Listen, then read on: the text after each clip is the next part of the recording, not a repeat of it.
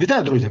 Знаєте, у нас часто люблять порівнювати Зеленського або з Черчиллем, або з Рейганом. Ну, Черчилль з нього 100% не вийшов, а Рейган, коли американці обирали, як кажуть у нас, кіноактора, вона обрала не кіноактора, вона обирали партійного функціонера, багаторічного партійного функціонера, людину, яка була до цього губернатором Каліфорнії, і людина, яка досягла максимальних результатів в своїй партії.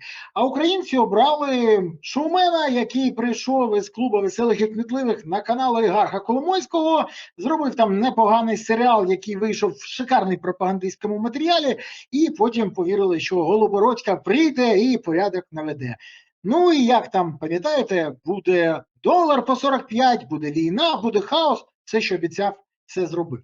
Але одночасно я бачу, як намагаються все ж таки споплюжити прізвище Залужного і намагається облити голейном. Але давайте порівняємо. Просто порівняємо заяви і дії одного і першого. Пам'ятаєте, як казав Зеленський? Я президент, Міша, я президент, або я ж не лох тобі якийсь, що тебе слухати. А що казав Залужний? Я точно не вважаю себе найрозумнішим. Я повинен і я слухаю тих, хто в полі, тому що ініціатива саме там. От вам два світа і два світогляда. А пам'ятаєте це? Війна – це не шоу, за яким увесь світ спостерігає, робить ставки чи щось подібне. Кожен день, кожен метр дається кров'ю. Це слова не Зеленського, правда ж? Від Зеленського ви такого б не почули. І ще одне. Пам'ятаєте цю? Росіян і будь-яких наших ворогів треба знищувати, просто вбивати. І головне, ми не повинні боятися цього. А пам'ятаєте іншу заяву? Я пропоную зустрітися з Путіним, просто подивитися йому в очі, зійдемось посередині, яка різниця? Зеленський, дві різних людини. Про Зеленського ми пам'ятаємо. КВК, 1+1, в президенти, а про Залужного знають не так багато. А давайте сьогодні згадаємо не лише життєвий шлях Залужного, а його ключові погляди як на війну, так і на майбутнє України, для того, щоб розуміти. А хто такий Валерій Залужний? Те, що він народився 8 липня 73-го року, знає багато людей. Він народився в Новгороді-Волинському, який сьогодні називається Звягіль. Його професійний шлях є, до речі, характерним для справжнього українського офіцера, тому що він не служив в радянській армії, а вже служив саме в незалежній Україні і пройшов від командира взводу до головнокомандуючого ЗСУ, від самого низу до самого верху. Позивний Залужного в Збройних силах України – волонтер. Здогадалися чому? Тому що він завжди готовий був прийти на допомогу будь-кому. Відома історія, що коли Залужний був командуючим одного підрозділу, туди приїхав з перевіркою генерал і не знав пароля. Його поклали мордою в пилюку. Ну, тому що він намагався проїхати і казав, я генерал, але чотові вирішили, що згідно зі всіма нормами статута, не пропустити людину навіть в формі не могли. А після цього був великий галас, і Залужний запитав тільки одне. Ну, з людьми щось буде, бо вони виконували мій наказ. Карати можете мене. Генерал був дуже обурений, але покарання людям дійсно не прийшло, тим, які зупинили його. А окрім того, варто не забути, що Залужного саме тому і сприймають як представника покоління військових, що формувалися не в радянській системі, а в українських реаліях та традиціях, що він відповідає трьом стандартам. Перше – не служив в радянській армії. Друге – гарна освіта. Третє – бойовий досвід. До речі, це все те, чого немає у нашого військового головнокомандуючого. Але є інше.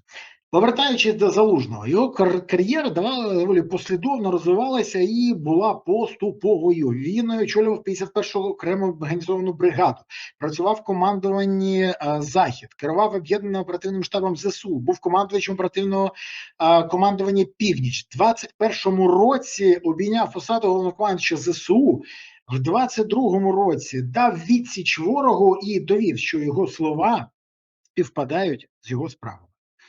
Після завершення роботи на цій посаді, коли Зеленський його зняв через ревнощі до його рейтингу і довіри, через те, що повага до Залужного була значно вища, ніж до президента, Залужний погодився на призначення Зеленським послом України у Великій Британії.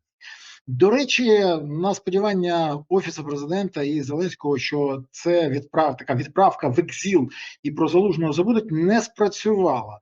Бо Залужний така постать, що привертає увагу, навіть знаходячись поза країною. І на своїй посаді варто зазначити, що він довів, що може досягати результати. Тут варто зазначити, що його освіта не обмежується суто військовою сферою. У 2020 році він здобув ступінь магістра в Острівській академії за напрямком саме міжнародні відносини. Це для тих, хто не може зрозуміти, як він досягнув такого результату.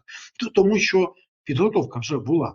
Це, до речі, допомагає зрозуміти особливість його поглядів. Він оцінює війну не тільки через призму кадрово-військової і військової справи з урахуванням міжнародної політики, глобальних процесів, технологічних рішень і дипломатії одночасно.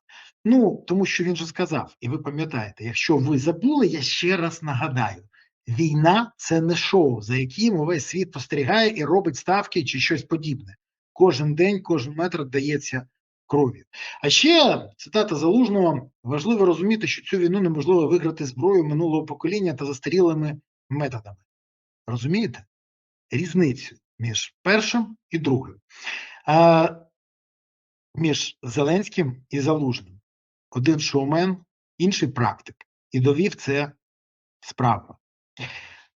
Головна ідея Залужного щодо сучасної війни, яку він представляв в багатьох своїх статтях, до речі, перша стаття, яка викликала неймовірний резонанс, це стаття його і генерала Михайла Забродського, яка вибухнула тоді і вийшла в The Economist про те, що війну варто переносити на територію супротивника.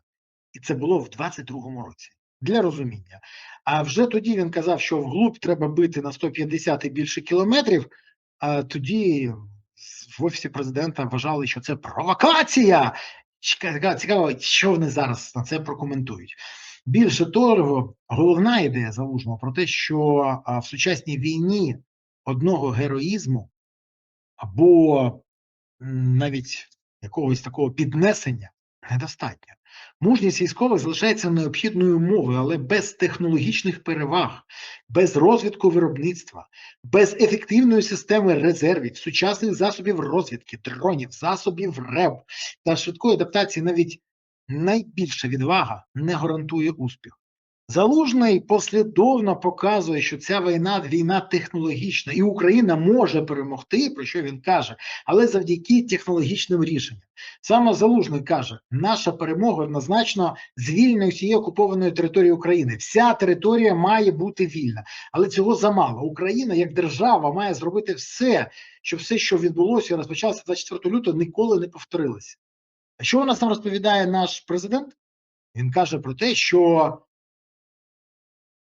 так, треба гідний мир, треба переговори потрібні, але для цього треба стабілізувати фронт, а це б'є по рейтингу. І тут ми знову бачимо, Залужний і озвучує, і робить не те, що популярно, а те, що корисно на користь державі, і те, що дасть можливість Україні вижити. Зеленський намагається робити те, що дасть йому можливість потенційно переобратися. Кожен з них має свій світогляд. Якщо один державник, то інший політикан. І хто яким не є питанням.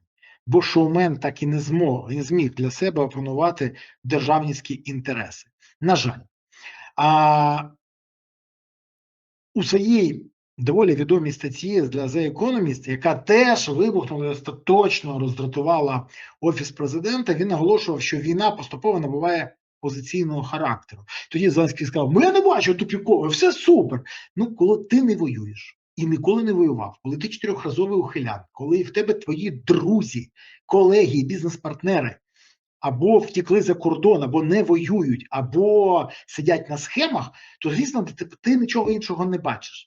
Але, на думку Залужного, змінити ситуацію вже тоді було можна завдяки технологічним інноваціям, новим принципам управління війська, масштабному використанню безпілотних систем, високоточному озброєнню та боротьби за стратегічну ініціативу. Залужний вже тоді намагався переконати і президента, і суспільства трансформувати цю війну.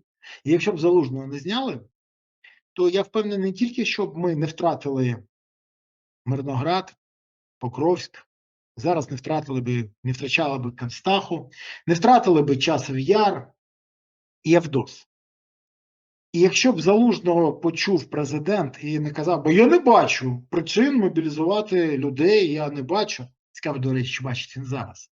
Так от, якщо б він тоді це не сказав і не зробив, можливо, сьогодні б війни вже б не було, а ми б святкували перемогу. І ймовірність саме такого сценарію, кажуть, дуже ймовірно експерти з НАТО. Основною варіантом підходу Залужного є усвідомлення того, що Україна не здатна успішно змагатися з Росією за принципом прямого ресурсного протистояння. Ну, у нас не вистачає людей, ресурсів, потенціалу, відверто, їх просто більше, ресурсів в них більше, грошей в них більше. Росія має дійсно більший людський потенціал і може довше компенсувати втрати. Тому ми не повинні один на один махатися. Ні. Ми повинні робити ставку не на кількість, а на якість. Готувати краще наших солдат, забезпечувати їх всім краще. На сучасні технології треба ставити, на швидкість ухвалення рішень, на професійне командування, а не на підлабузничество. І на здатність діяти не тільки нестандартно, а ще ефективно, а не тільки ефектно. До речі, спалення НПЗ в Капотні було і ефектним, і ефективним. Але, наскільки мені відомо, про це Зеленського не повідомляли. Як, до речі, і про операцію Павутина. Хоча він казав, що він особисто її командував. Як нещодавно він повертався з Дубліна, щоб особисто командувати збиттям дронів. Правда, всі дрони і ракети були збиті до того, як він повернувся. Що ж до взагалі цієї думки Залужного, які пояснюють, що діяти треба не так, як звикла переважна більшість радянських офіцерів, то свою думку він розвинув у статті для CNN вже в 24-му році. Там Залужний фактично стверджував, що перевагу у війні матиме той, хто швидше пристосується до нових умов і змінює саму модель ведення бойових дій. На конференції в Талліні один з військових НАТО сказав, що головком – це той, який повинен в січні прогнозувати, що буде робити ворог в грудні, і зробити так, щоб його ворог не знав про свої власні плани, про власні плани опонента. Тож, прогнозувати ворога і утаємничити свої дії. Ну, що я можу сказати? У нас такий верховний головнокомандувач, що наш головнокомандувач, який сьогодні, нічого не буде такого робити, щоб потім не бити по рейтингу Зеленського. До речі, на відміну від багатьох публічних осіб, Залужний не соромиться робити заяви і не соромиться відверто оприлюднювати свою позицію, яка не базується на обіцянках швидкого завершення війни. Він виходить з більш прагматичного розуміння ситуації. Війна може тривати доти, поки противник вважає, що Україна виснажиться раніше. Тому і важливо демонструвати не лише прагнення до миру і готовність до тривалого супротиву. Тому і важливо стабілізувати фронт технологічними методами. Тому і потрібно готувати якомога більше операторів дронів і виробляти дрони, і карати тих, хто краде на забезпеченні Збройних сил України. У таких конфліктах мир настає тоді, коли агресор переконується, що не здатен досягнути своїх цілей силовим шляхом. У цьому сенсі Залужний є важливим. Не лише як військовий керівник, він обособлює підход, заснований на державному мисленні, системності і візії, на баченні і розуміння стратегії. Але коли на чолі держави людина, яка каже, що в нього немає часу стратегічно мислити, не треба дивуватися, що Україна в такій ситуації. Погляд Залужного, в якому армія є частиною державного механізму, а економіка одним з інструментів боротьби і чесна розмова суспільства має більшу цінність, ніж комфортні ілюзії, 100% не подобається тому, що сьогодні хтось, що сьогодні грає в Офісі Президента.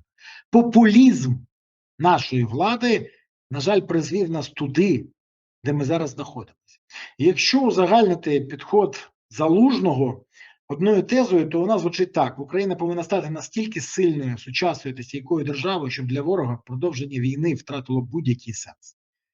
Якщо б шоумени це зрозуміли, то війна б вже закінчилася. Але, на жаль, ті люди, які пройшли підготовку в КВК у Маслякова в Москві на каналі 1+1 у Коломойського, це зрозуміти не можуть. Тому найреалістичніший шлях, який озвучує Залужний, це дорога до миру. Але, на жаль, це те, чого не розуміють шоумени. І тому ми йдемо найдовшим шляхом. На жаль, саме це і є проблемою, головною проблемою України.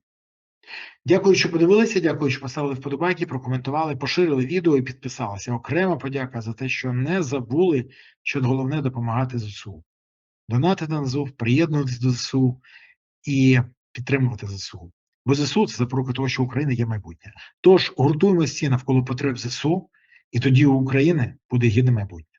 Дякую вам, па-па.